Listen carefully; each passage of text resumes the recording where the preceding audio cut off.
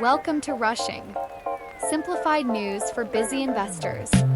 This is the first short daily financial audio newsletter made by a woman for the whole busy world that delivers clear headlines and quick context to help you get ready faster before the market opens.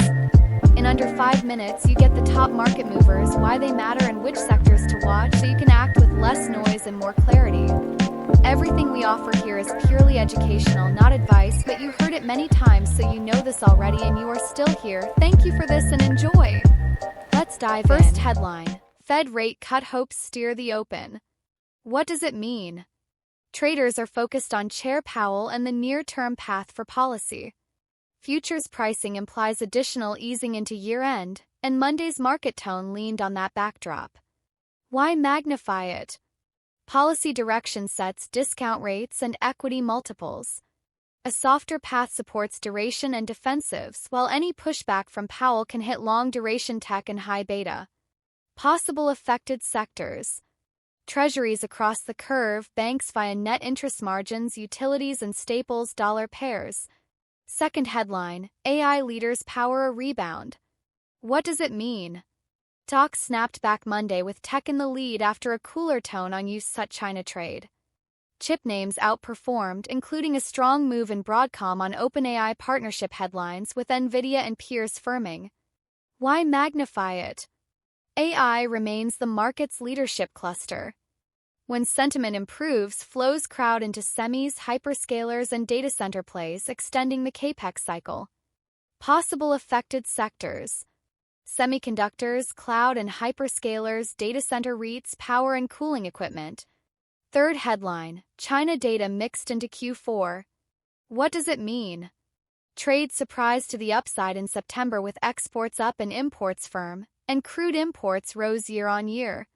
At the same time, factory surveys still point to strain after months of contraction. Why magnify it? Better trade and energy demand help global cyclicals, but persistent manufacturing softness keeps a lid on risk appetite and commodities beta. Possible affected sectors: global industrials, metals and mining, EM Asia ETFs, energy, shipping.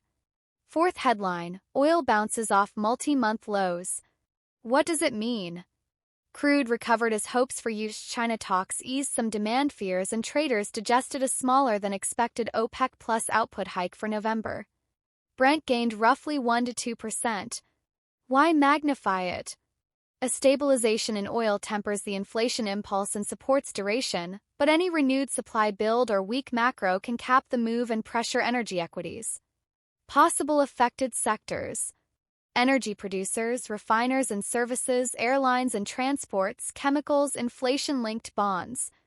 Last headline: Bank earnings open the season. What does it mean? Large U.S. banks kick off results with focus on investment banking fees, trading, credit costs, and net interest income guidance. The setup follows a choppy tape and rate path uncertainty. Why magnify it?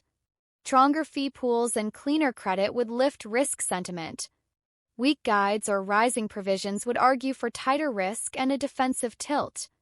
Possible affected sectors: money center and bulge bracket banks, brokers and exchanges, high yield and loan funds, regional banks via NIM sensitivity. That is your 3 to 5 minute brief. For the full rundown in text, check whymagnify.com. Thanks for listening to Rushing. If this helps, the best free way to support is to subscribe, turn on notifications, and share it with other people to help them as well. See you in the next episode.